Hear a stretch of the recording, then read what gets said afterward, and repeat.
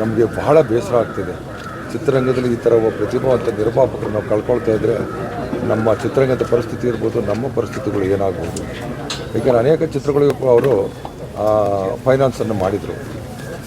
So finance ಕೊಟ್ಟಲ್ಲೂ ಕೂಡ ಒಂದು ಒಳ್ಳೆಯ ರೀತಿಯ ಒಂದು ಅಡ್ಜಸ್ಟ್ಮೆಂಟಲ್ಲಿ ಅವರು ನಮ್ಮನ್ನು ನೋಡ್ಕೊಳ್ತಾ ಇದ್ದರು. ಸೌಂದರ್ಯ ಜಗದೀಶ್ ಅವರು ನಿರ್ಮಾಪಕರ ಜೊತೆಗೆ ಅನೇಕ ಚಿತ್ರಗಳಿಗನ್ನು ಅವರು ನೆಗೆಟಿವ್ ರೈಟ್ಸ್ಗೆ ಕೊಡ್ತಿದ್ದರು. ಇದಕ್ಕೆ ಉದಾಹರಣೆ ಇಲ್ಲೇ ಇದ್ದಾರೆ. ಪ್ರವೀಣ್ ಅವರು ಯುಗಾದಿ ಅನ್ನೋ ಒಂದು ಚಿತ್ರಕ್ಕೆ ಫೈನಾನ್ಸ್ ಮಾಡಿದಂಥ ಬಹುಶಃ ಚಿತ್ರರಂಗದಲ್ಲಿ ಸೌಂದರ್ಯ ಜಗದೀಶ್ ಅಜಾತಶತ್ರು ಅನ್ನೋದನ್ನು ನಾವೆಲ್ಲರೂ ಕೂಡ ಪ್ರೀತಿಯಿಂದ ಹೇಳಲೇಬೇಕು. ಯಾಕಂದರೆ ಯಾವತ್ತೂ ಕೂಡ ನಗನಗ್ತಾ ಇರೋದೇ ಹೊರತು ಯಾವತ್ತೂ ಕೂಡ ಅವರನ್ನು ನಾವು ಬೇರೆ ರೀತಿ ನೋಡಲಿಲ್ಲ. ಅವಳ ಮಗಳ ಮದುವೆಯಲ್ಲಿ ನಾವೆಲ್ಲರೂ ಕೂಡ ಒಟ್ಟಿಗೆ ಇದ್ದದ್ದನ್ನು ನೆನೆಸ್ಕೊಂಡ್ರೆ ಇಷ್ಟು ಬೇಗ ಜಗದೀಶ್ ಅವರು ನಮ್ಮಿಂದ ದೂರ ಆಗ್ತಾರೆ ಅಂತ ಗೊತ್ತಿಲ್ಲ. ಬಹುಶಃ ಚಿತ್ರರಂಗದಲ್ಲಿ ಇದೆಲ್ಲ ನೋಡ್ತಾ ಇದ್ದರೆ ನಮಗೆ ಒಂಥರ ಆಶ್ಚರ್ಯ ಆಗುತ್ತೆ. ಅವರು ಸಾಯುವಂಥ ವ್ಯಕ್ತಿ ಅಲ್ಲ, ಅದರ ಹಿನ್ನೆಲೆ ನಮಗಂತೂ ಗೊತ್ತಿಲ್ಲ. ಅವರ ಒಂದು ನಿಷ್ಠೆಗೆ ನಾವೆಲ್ಲರೂ ಕೂಡ ಮೆಚ್ಚಿಕೊಳ್ಳಬೇಕು. ಅಂತ ಒಬ್ಬ ನಿರ್ಮಾಪಕರನ್ನ ಕಳ್ಕೊಂಡು ಚಿತ್ರರಂಗ ಬಡವಾಗಿದೆ. ಭಗವಂತ ಅವರ ಆತ್ಮಕ್ಕೆ ಶಾಂತಿ ಕೊಡಲಿ, ಅವರ ಕುಟುಂಬದವರಿಗೆ ಧೈರ್ಯ ಕೊಡಬೇಕಾಗಿದ್ದು ಭಗವಂತ ಅಷ್ಟೇ. ನಾವೆಲ್ಲರೂ ಸುಮ್ಮನೆ ಹೆಲ್ಪ್ರು. ಹಾಗಂತ ಭಗವಂತನನ್ನು ನಾವು ಬೇಡ್ಕೊಳ್ತೀವಿ. ಇವತ್ತು ಏನು ಒಂದು ದುರ್ಘಟನೆ ಆಗಿದೆ, ನಿಜವಾಗ್ಲೂ ಇದು ಕನ್ನಡ ಚಲನಚಿತ್ರ ನಿರ್ಮಾಪಕರಿಗೆ ಆಗ್ಬೋದು ಅಥವಾ ಚಲನಚಿತ್ರ ಮಂಡಳಿಗೆ ಆಗ್ಬೋದು ತುಂಬಲಾರದ ನಷ್ಟ ಅಂದರೆ ತಪ್ಪಾಗಲಾರ್ದು. ಸೌಂದರ್ಯ ಜಗದೀಶ್ ಅವರ ಮೊದಲನೇ ಚಿತ್ರ, ಅದು ಎರಡನೇ ಚಿತ್ರ ಅಪ್ಪು ಪಪ್ಪು, ಅದರಲ್ಲಿ ನಾನು ಒಂದು ಪಾತ್ರ ಮಾಡಿದ್ದೆ. ಅದು ಕಾಂಬೋಡಿಯಾದಲ್ಲಿ 45 ದಿವಸ ಶೂಟಿಂಗ್ ಇತ್ತು. ನಾನು ತಮ್ಮ ಒಟ್ಟಿಗೆ ಮಾಡಿದ್ವಿ. ನಿಜವಾಗ್ಲೂ ಒಳ್ಳೆಯ ನಿರ್ಮಾಪಕರು, ಸಹೃದಯಿಗಳು, ಹೆಲ್ಪಿಂಗ್ ನೇಚರ್ ತುಂಬ ಇತ್ತು. ನನ್ನ ಅವರ ಒಡನಾಟ ತುಂಬ ಆತ್ಮೀಯವಾಗಿತ್ತು. ಇನ್ವಿಟೇಷನ್ ಕೊಡೋಕ್ಕೆ ಮನೆಗೆಲ್ಲ ಬಂದಿದ್ದರು. ತುಂಬ ಹೃದಯದಿಂದ ನನಗೆ ಕರೆದಿದ್ದರು. ನಿಜವಾಗ್ಲೂ ಇವತ್ತು ಈ ದುರ್ಘಟನೆ ಆಗಿರೋದು ಯಾರಿಗೇ ಆಗಲಿ, ಯಾವುದೇ ವ್ಯಕ್ತಿಗಾಗಲಿ ಆಗಬಾರ್ದು. ಈ ಒಂದು ದುಃಖನ ತಡ್ಕೊಳ್ಳೋ ಶಕ್ತಿ ಅವ್ರು ಕೊಡಲಿ ಅಂತ ತಾಯಿ ಚಾಮುಂಡೇಶ್ವರಲ್ಲಿ ಪ್ರಾರ್ಥನೆ ಮಾಡ್ತೀವಿ. ಫಾರ್ಮ್ ಹೌಸು ಅಲ್ಲಿಗೆ ಇಲ್ಲಿಂದ ನಾವು 10 ಗಂಟೆಗೆ ಬಿಟ್ಟರು 12 ಗಂಟೆಗೆ ಹೋಗ್ತೀವಿ. 12ರಿಂದ 1 ಗಂಟೆಗೆ ಅಲ್ಲಿ ಕ್ರಿಮೇಷನ್ ಟೈಮು ಸರ್. ನಾಳೆ ಯಗ್ಡಿಹಳ್ಳಿ ವಿಲೇಜ್ ಅಂತೇಳಿ ಇರಿಸಾವೆ ದಾಖಲೆ ಬರುತ್ತೆ. ಸಾಯಿಬಾಬಾ ಆಶ್ರಮದ ಪಕ್ಕ ನ್ಯಾಷನಲ್ ಹೈವೇ ಅಡ್ಜಸೆಂಟೇ ಇದೆ. ಈ ಕಡೆಯಿಂದ ಹೋಗ್ತಾ ಲೆಫ್ಟ್ ಸೈಡಲ್ಲಿ ಬರುತ್ತೆ ಸರ್. ನಾಳೆ ಅಲ್ಲಿ ಇಷ್ಟು ಪ್ರೋಗ್ರಾಮ್. ನಾಳೆ 9 ಗಂಟೆವರೆಗೂ ಇಲ್ಲೇ ಇರ್ತೀವಿ. 9 ಗಂಟೆಗೆ ಇಲ್ಲಿಂದ ಅಲ್ಲಿಗೆ ಕ್ರಿಮೇಷನ್ಗೆ ಶಿಫ್ಟ್ ಮಾಡ್ತೀವಿ ಸರ್. ಯಗ್ಡಿಹಳ್ಳಿ ವಿಲೇಜ್ ಅಂತೇಳಿ ಸಾಯಿಬಾಬಾ ಆಶ್ರಮದ ಪಕ್ಕ ನ್ಯಾಷನಲ್ ಹೈವೇ ಅಡ್ಜಸೆಂಟೇ ಇದೆ. ಸಮಯ 12 ಗಂಟೆಗೆ ಕ್ರಿಮೇಷನ್ ಟೈಮ್. ಅಲ್ಲಿ ಇಲ್ಲಿ 9 ಗಂಟೆವರೆಗೂ ವೀಕ್ಷಣೆಗೆ ಇಲ್ಲೇ ಇರುತ್ತೆ ಪರದೇಶ. ಸೌಂದರ್ಯ ಜಗದೀಶ್ ಯಾವಾಗ ಮಾತಾಡ್ತೀನಿ ನೋಡಿದ್ದೀನಿ. ನನಗೆ ಕಳೆದ 5 ದಿನದ ಹಿಂದೆ ಜಗದೀಶ್ ಅವರು ಫೋನ್ ಮಾಡಿ ಅವರ ಅತ್ತೆಯವರು ತಿರೋಗಿದ್ರು. ಅವತ್ತು ಬಂದಿದ್ದೆ. ಒಂದು 15 ದಿನದಿಂದ ಅವರ ಅತ್ತೆಯವರು ತಿರೋದಂಥ ಸಂದರ್ಭದಲ್ಲಿ ಒಂದು ಮಾತಾಡ್ಸ್ಕೊಂಡು ಹೋದೆ. ಅವ್ರ ಕಾರ್ಯ ಇದೆ ಬರಬೇಕು ಅಂತಕ್ಕಂಥದ್ದು ಕುರಿತು ಜಗದೀಶ್ ಅವರೇ ಫೋನ್ ಮಾಡಿದ್ರು. ನಾನು ತುಮಕೂರಲ್ಲಿದ್ದೆ ಆ ಸಂದರ್ಭದಲ್ಲಿ. ಇವತ್ತು ಬೆಳಗ್ಗೆ ನನಗೊಂದು 10:30 11 ಗಂಟೆಯಲ್ಲಿ ನಾನು ಅಲ್ವಂಗ್ಲ ಬಿಟ್ಟು ಮುಂದೆ ಹೋಗ್ತಾ ಇದ್ದೆ. ಆ ಸಂದರ್ಭದಲ್ಲಿ ವಿಚಾರ ಗೊತ್ತಾಯಿತು.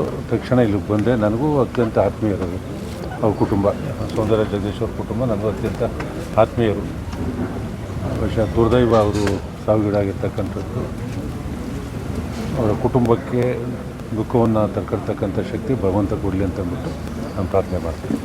ಜಗದೀಶ್ ಬಗ್ಗೆ ಹೇಳ್ಬೇಕಂದ್ರೆ ಭಾಳ ಸ್ನೇಹಿತರು, ಭಾಳಷ್ಟು ಜನ ಸಹಾಯ ಮಾಡಿದ್ದಾರೆ. ನನಗೂ ಕೂಡ ಮಾಡಿದ್ದಾರೆ ಪರ್ಸ್ನಲ್ಲಾಗಿ. ಭಾಳ ವರ್ಷಗಳಿಂದ ನಾವು ಏನೋ ಒಂದು ಸಣ್ಣ ಕೆಲಸ ಕೇಳಿದಾಗ ಜೊತೆಗೆ ಒಂದು 30 ಕಿಲೋಮೀಟರ್ ಜೊತೆಗೆ ಒಂದು ಎಜುಕೇಷನ್ ವಿಚಾರದಲ್ಲಿ ಬೇರೆ ಯಾರಿಗೂ ವಿಚಾರ ನಾನೇ ಬರ್ತೀನಿ ಅಂತ ಮಾಡೋವಂಥ ಒಳ್ಳೆ ಹೃದಯ ಶ್ರೀಮಂತರು ವ್ಯಕ್ತಿ ಅವರು. ಇದನ್ನ ಬಿಟ್ಟು ಹೋಗಿದ್ದು ಯಾಕೆ ಹೋಗಿದ್ದಾರೆ ನಮಗಂತೂ ಗೊತ್ತಿಲ್ಲ. ಇದು sudden shock for the entire industry. ಚಿತ್ರರಂಗಕ್ಕೂ ಭಾಳ ದೊಡ್ಡ ಕೊಡುಗೆ ಇದೆ. ಭಾಳಷ್ಟು ಜನಗಳು ಸಹಾಯ ಮಾಡಿದ್ದಾರೆ, ಸಹಾಯ ಹಸ್ತ ನೀಡಿದ್ದಾರೆ. ಯಾರು ಬಂದರೂ ಇಲ್ಲ ಅಂತ. ನಾವು ಎಷ್ಟೋ ವಿಚಾರಗಳಲ್ಲಿ ಸಂದರ್ಭಗಳಲ್ಲಿ ವಾಣಿಜ್ಯ ಮಂಡಳಿ ಆಗಲಿ, ಚಿತ್ರರಂಗ ಆಗಲಿ, ಚಿತ್ರೋದ್ಯಮ ಆಗಲಿ, ನಾವು ಮಾಡೋಂಥ ಕಾರ್ಯಕ್ರಮ ಸ್ಪಂದಿಸುವಂಥ ಕೆಲಸ ಯಾವತ್ತೂ ಯಾವಾಗಲೂ ಮಾಡೋಂಥ ಒಳ್ಳೆಯವರು. ಇವತ್ತು ಅವ್ರು ಈ ರೀತಿ ಸಾವು ಆಗತ್ತೆ ಅಂತ ಯಾವರು ನಂಬಿರಲಿಲ್ಲ. ಭಾಳಷ್ಟು ಜನಗಳಿಗೆ ತುಂಬ ದುಃಖ ಆಗಿದೆ. ಚಿತ್ರೋದ್ಯಮಿಗೆ ದುಃಖ ಆಗಿದೆ. ಆಮೇಲೆ ತುಂಬ ಆತ್ಮೀಯ, ಆಮೇಲೆ ಯಾರೇ ಮನೆ ಬಂದರೂ ಅತಿಥಿ ಸತ್ಕಾರದಲ್ಲಿ ಒಂದು ಕೈ ಮುಂದೆನೆ. ಪತ್ರಿಕೋದ್ಯಮಗೂ ಕೂಡ ಅವ್ರು 2-3 ಸಿನಿಮಾಗಳನ್ನು ಮಾಡಿದ್ದಾರೆ, ತುಂಬ ಚೆನ್ನಾಗಿ. ಭಾಳಷ್ಟು ಹೊಸಬ್ರಿಗೆ ಅವಕಾಶ ಕೂಡ. ನನ್ನ ಮಗ ಕೂಡ ಸಿನಿಮಾ ರಂಗದಲ್ಲಿದ್ದರು. ಈ ಮನೆಯೊಳಗೆ ಹೋಗ್ತಾ ಇದ್ದರೆ ಒಳಗೆ ಮನಸ್ಸೇ ಬರ್ತದೆ. ಯಾವಾಗಲೂ ಮನೆ ಬಂದರೂ ಅವ್ರು ಮಿಸಸ್ಸೇ ಆಗಲಿ ಅವರೇ ಆಗಲಿ ಆತ್ಮೀಯತೆ ಬರಮಾಡ್ಕೊಂಡು ಒಂದು ವ್ಯಕ್ತಿ ಇವತ್ತು ನಮ್ಮ ನಗಲಿ ಭಾಳ ದೂರ ಸಾಗಿದ್ದಾರೆ. ಅವ್ರ ಆತ್ಮಕ್ಕೆ ಶಾಂತಿ ಕೊಡ್ತೀನಿ. ಭಗವಂತ ಅವರ ಕುಟುಂಬದವರಿಗೆ ಆ ಸಾವನ್ನು ತಡ್ಕೊಳ್ಳುವಂಥ ಶಕ್ತಿ ಭಗವಂತ ಕೊಡಲಿ. ಯಾಕಂದರೆ ನನ್ನ ಮಗ ನೋಡ್ತಾ ಇದ್ದರೆ ನಾನು ಮಾತಾಡೋಕ್ಕಾಗಲಿಲ್ಲ ಒಳಗಡೆ ಸ್ನೇಹಿತರಿಗೆ. ಮತ್ತೊಮ್ಮೆ ಕುಟುಂಬದ ಆತ್ಮಶಾಂತಿ ಅಷ್ಟೇ. ನಾನು ಯಾರ ಕೈಲೂ ಇಲ್ಲ. ಭಗವಂತ ಸಾವನ್ನು ಬರೆದ ಮೇಲೆ ಯಾರು ತಪ್ಪಿಸೋಕ್ಕಾಗಲ್ಲ. ಸೌಂದರ್ಯ ಜಗದೀಶ್ ಅವರ ಅಂತ ಸೌಂದರ್ಯ ಕನ್ಸ್ಟ್ರಕ್ಷನ್ಸ್ ಕಂಪ್ನಿ ಅವರ ಓನರು.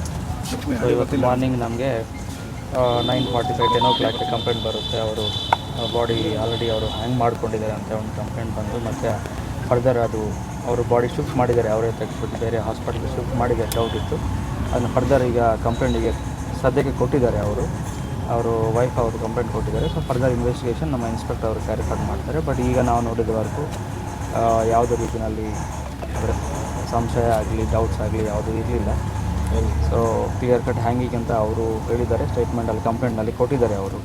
ಅವರು ಕೆಲವು ಅಂದರೆ ಫ್ಯಾಮಿಲಿ ಪ್ರಾಬ್ಲಮ್ಸ್ ಅಂದರೆ ಈ ಹಿಂದಿನ 15 ದಿನ ಹಿಂದ್ಗಡೆ ಅವರು ವೈಫ್ ಅವರ ತಾಯಿ ಅಂದರೆ ಅತ್ತೆ ಅವರು ತೀರ್ಕೊಳ್ತಾರೆ. ಮತ್ತು ಅವರು ಸ್ವಲ್ಪ ಡಿಪ್ರೆಷನಲ್ಲಿ ಇದ್ದಾರೆ. ಯಾಕಂದರೆ ಅವ್ರ ಜೊತೆ ಅವ್ರಿಗೆ ಅಟ್ಯಾಚ್ಮೆಂಟ್ ತುಂಬ ಜಾಸ್ತಿ ಇರುತ್ತದೆ. ಸೊ ಅವರು ಆ ಸ್ಟ್ರೆಸ್ ಲೆವೆಲಲ್ಲಿ ಸ್ವಲ್ಪ ಜಾಸ್ತಿ ಇದೆ ಅವ್ರಿಗೆ. ಅದಕ್ಕೆ ಮೆಡಿಕೇಷನ್ಸ್ನಲ್ಲಿ ಇದ್ದಾರೆ ಅಂತ ಅವರು ಕಂಪ್ಲೇಂಟ್ಸಲ್ಲಿ ಮೆನ್ಷನ್ ಮಾಡಿದರೆ. ಫರ್ದರ್ ಇನ್ವೆಸ್ಟಿಗೇಷನಲ್ಲಿ ಅದು ಯಾವ ರೀತಿಯಲ್ಲಿ ಆಗಿದೆ ಯಾಕೆ ಅಂತ ಅದು ಗೊತ್ತಾಗ್ತದೆ. ಸರ್, ಈಗ ಫ್ಯಾಮಿಲಿ ಅವರ ಹೇಳಿಕೆಗಳನ್ನು ಕೊಟ್ಕೊಳ್ಳುವಂಥ ಕಾರ್ಯ ಆಗಿದೆ ಇಲ್ಲ, ಅದು ಈಗ ಸದ್ಯಕ್ಕೆ ಈಗ ಕಂಪ್ಲೇಂಟ್ ರಿಜಿಸ್ಟರ್ ಮಾಡಿ ಫರ್ದರ್ ಬಾಡಿ ಪೋಸ್ಟ್ ಮಾರ್ಟಮ್ ಮತ್ತು ಅವ್ರ ಮಾಡಿ ಪ್ರೊಸೀಜರ್ನಲ್ಲಿ ನಾವು ಮಾಡ್ತಾಯಿದ್ದೀವಿ. ಅದು ಆದಷ್ಟು ಬೇಗ ಮಾಡಿ ಅವ್ರಿಗೆ ಸ್ವಲ್ಪ ಸಹಾಯ ಮಾಡಿದಂಗೆ ಆಗುತ್ತೆ. ಅದು ಫರ್ದರ್ ಇನ್ವೆಸ್ಟಿಗೇಷನ್ಸ್ ಆಮೇಲೆ ಮಾಡ್ತೀವಿ. ಸರ್, ಮೊದಲಿಗೆ ಹೃದಯಾಘಾತ ಅಂತ ಹೇಳ್ತಾ ಇದ್ರು ಅನ್ನುವಂಥದ್ದಿತ್ತು. ಈಗ ಕಂಪ್ಲೇಂಟ್ ಕೊಟ್ಟಿದ್ದಾರೆ. ಯಾಕಂದರೆ ಕಂಪ್ಲೇಂಟ್ ಕೂಡ ಹೇಳಿರಲಿಲ್ಲ, ಹೃದಯಾಘಾತ ಅನ್ನುವಂಥದ್ದನ್ನ ಹೇಳ್ತಾ ಇದ್ರು ಅಂತ ಇಲ್ಲ ಸರ್, ಅಂಥದ್ದೇನಿಲ್ಲ. ಅದು ಹೃದಯಾಘಾತ ಆಗಿದೆ ಅದು ಅಂತ ಅದು ಪೋಸ್ಟ್ ಮಾರ್ಟಮಲ್ಲಿ ಡಾಕ್ಟರ್ ಅವರು ಹೇಳ್ತಾರೆ. ಅದು ಪೋಸ್ಟ್ ಮಾರ್ಟಮ್ ರಿಪೋರ್ಟ್ ಬಂದ ಮೇಲೆ ಗೊತ್ತಾಗುತ್ತೆ ಯಾವ ರೀತಿಯಲ್ಲಿ ಅಂತ. ಅಲ್ಲ ಸರ್, ಇಲ್ಲಿ ಮನೆಯಲ್ಲೇ ತೀರ್ಕೊಂಡಿದ್ರಂತ ಅಥವಾ ಬ್ರಾಡ್ ಡೆತ್ ಅಂತ ಏನಾದರೂ ಹೇಳಿದ್ರಂತ ಆಸ್ಪತ್ರೆಯಲ್ಲಿ? ಅದ್ರ ಬಗ್ಗೆ ಒಂದಷ್ಟು ಸ್ಪಷ್ಟನೆ ಸಿಗ್ತದೆ. ಬ್ರಾಡ್ ಡೆಡ್ ಅಂತ ಡಾಕ್ಟರ್ ಹೇಳಿದ್ದಾರೆ. ಈಗ ಅದು ಫರ್ದರ್ ಗೊತ್ತಾಗುತ್ತೆ. ಅಂದರೆ ಬ್ರಾಡ್ ಡೆಡ್ ಅಂತ ಅವ್ರು ಹೇಳಿದ್ದಾರೆ, ಅಲ್ಲಿಂದ ಶಿಫ್ಟ್ ಮಾಡಿದ್ವಿ ನಾವು. ಓಕೆ, MLA ಸಾಹೇಬರು ಬಂದಿದ್ರು ಈಗ ಗೋಪಾಲಯ್ಯ ಅವರು, ನಿಮ್ಮ ಜೊತೆ ಏನು ಮಾತಾಡಿದ್ರು? ಇಲ್ಲ, ಅದು ಅವರು ಕುಟುಂಬದ ಅವ್ರ ಜೊತೆಗೆ ಅವರು ಸಪೋರ್ಟ್ ಮಾಡಲಿಕ್ಕೆ ಬಂದಿದ್ದಾರೆ. ಅವ್ರಿಗೆ ಪರಿಚಯ ಇದೆ, ಅವ್ರು ಲೋಕಲ್ ಏರಿಯಾದವರು. ಸೊ ಅವರು ಸಪೋರ್ಟ್ ಮಾಡಲಿಕ್ಕೆ ಬಂದಿದ್ದಾರೆ. ಅದಕ್ಕೆ ಪೊಲೀಸ್ ಇನ್ವೆಸ್ಟಿಗೇಷನ್ಗೆ ಯಾವುದೇ ರೀತಿ ಸಂಬಂಧವನ್ನು ನೋವಾಗ್ತದೆ. ನಿಜವಲ್ಲ, ಅವ್ನು ಈ ಥರ ಒಂದು ಸಾವು ಬರುತ್ತೆ ಅಂತ ನಾವು ಅಂದ್ಕೊಂಡಿರಲಿಲ್ಲ. ಭಗವಂತ ಅವ್ರ ಕುಟುಂಬಕ್ಕೆ ಅವ್ರು ಅಗಲಿದ ಇದಕ್ಕೆ ಭಗವಂತ ಅವ್ರ ಕುಟುಂಬಕ್ಕೆ ಹೆಚ್ಚಿನ ಶಕ್ತಿ ಕೊಟ್ಟು ಆ ನೋವನ್ನು ಬರೆಸೋ ಶಕ್ತಿ ಭಗವಂತ ನೀಡಲಿ ಅಂತೇಳಿ ತುಂಬ ಸ್ವಭಾವದ ವ್ಯಕ್ತಿ. ಅದನ್ನು ಇವತ್ತು ನಾವು ಕಳ್ಕೊಂಡಿದ್ದೀವಿ. ಇದು ರಿಯಲ್ ಎಸ್ಟೇಟ್ಗಾಗಿರ್ಬೋದು, ಸಿನಿಮಾ ರಂಗಕ್ಕಾಗಿರ್ಬೋದು ತುಂಬಲಾರದ ನಷ್ಟ. ಅವರ ಫ್ಯಾಮಿಲಿ, ಅವರ ಮಗ, ಅವನ 1ನೇ ವರ್ಷದ ಬರ್ತ್ಡೇಗೂ ಕೂಡ ಬಂದಿದ್ದೆ. ಅಪ್ಪು ಅಂತ ಒಂದು ಸಿನಿಮಾದ ಮೂಲಕ ಮಗನೂ ಕೂಡ ಚಿತ್ರರಂಗಕ್ಕೆ ತರಬೇಕು ಅನ್ನೋ ಒಂದು ಇರಾದೆಯನ್ನು ಇಟ್ಕೊಂಡಿದ್ದರು. ಹಾಗೆಯೇ ಅವ್ರಿಗೆ ತನ್ನ ಮಗನನ್ನು ಒಬ್ಬ ದೊಡ್ಡ ನಟನನ್ನಾಗಿ ಮಾಡಬೇಕು ಅಂತಕ್ಕಂಥ ಒಂದು ಆಸೆ ಇತ್ತು. ಆ ಆಸೆ ಅರ್ಧಕ್ಕೆ ಕಮರೋಗಿದೆ. ಅವರ ಸಾವು ಚಿತ್ರರಂಗಕ್ಕೆ ಅಷ್ಟೇ ಅಲ್ಲ, ವ್ಯವಹಾರಸ್ಥರಿಗೂ ಕೂಡ ತುಂಬಲಾರದ ಕಷ್ಟ ಅಂತ ಅಂದ್ಕೊಂಡಿದ್ದಾರೆ. ನಮ್ಮ ಆತ್ಮೀಯ ಗೆಳೆಯ ಸೌಂದರ್ಯ ಜಗದೀಶ್ ಸಾವನಿಗೆ ಭಾಳ ಆಘಾತಕ್ಕೀಡಾಗಿದೆ. ನಮ್ಮ ಕುಟುಂಬಕ್ಕೆ ಭಾಳ ಆತ್ಮೀಯ ಗೆಳೆಯ ಸೌಂದರ್ಯ ಜಗದೀಶ್ ಹೆಂಡತಿಗೆ, ಮಗಳಿಗೆ ಭಾಳ ಪ್ರೀತಿಯನ್ನು ಮಾತಾಡಿಸೋರು. ನಮ್ಮೆಲ್ಲ ನಮ್ಮ ಕುಟುಂಬದ ಎಲ್ಲ ಕಾರ್ಯಕ್ರಮ ಚಿತ್ರರಂಗದಲ್ಲಿ ಸದಾ ಹಸನ್ಮುಖಿಯಾಗಿ ನಗ್ತಾ ಇರುವಂಥ ವ್ಯಕ್ತಿ ಸೌಂದರ್ಯ ಜಗದೀಶ್.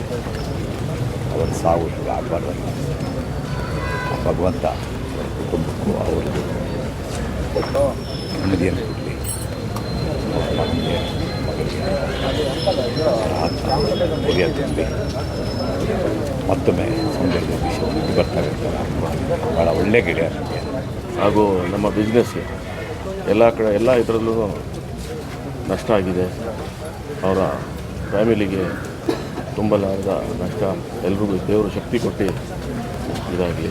ಒಬ್ಬ ಪ್ರತಿಭಾವಂತ ನಿರ್ಮಾಪಕ, ಚಿತ್ರರಂಗದಲ್ಲಿ ಅವರದೇ ಆದಂಥ ಒಂದು ಛಾಪನ್ನು ಅವರು ಮೂಡಿಸಿದರು. ಅವರು ನಾನು ಒಂದು 2 ಚಿತ್ರಗಳನ್ನು ಮಾಡಿದ್ದೆ, ಒಂದು ಯುಗಾದಿ ಹಾಗೆ ಪಾಂಡುರಂಗ ವಿಠಲ ಅಂತ. 2 ಚಿತ್ರಗಳಿಗೂ ಕೂಡ ಅವರು ನಮಗೆ ಒಂದು ಹಣಕಾಸಿನ ಸಹಾಯವನ್ನು ಅವರು ಮಾಡಿದರು. ಬಹುಶಃ ಹೇಳಬೇಕಂದ್ರೆ ಚಿತ್ರರಂಗಕ್ಕೆ ನಮ್ಮ ಮುಖಾಂತರನೇ ಅವರು ಎಲ್ಲರಿಗೆ ಜಾಸ್ತಿ ಪರಿಚಯ ಆಯ್ತಿದ್ರು ಅಂತ ಅಂದ್ಕೊಂಡಿದ್ದೀನಿ. ಆಮೇಲೆ ಎಲ್ಲ ನಾಯಕ ನಟರ ಜೊತೆ ಒಳ್ಳೆಯ ಒಂದು ಸಂಬಂಧ ಇಟ್ಕೊಂಡಿದ್ರು. ಜಿ ಕನ್ನಡ ನ್ಯೂಸ್ ಈಗ ನಿಮ್ಮ ಮನೆಯಲ್ಲೇ ನೋಡಿ. ಎಲ್ಲ ಕೇಬಲ್ಗಳಲ್ಲಿ ಈಗ ಲಭ್ಯ. Sun direct 292, Jio TV 1334, U digital 162, city cable 51, GTPL 17, Abhishek cables 821, rock line telecommunication 51, Shri Basaveshwara number 60, Vinayaka digital number 53, in digital number 896ರಲ್ಲಿ. ನಿಮ್ಮಿಸ್ತದ ಜಿ ಕನ್ನಡ ನ್ಯೂಸ್ ನೋಡಿ ಆನಂದಿಸಿ.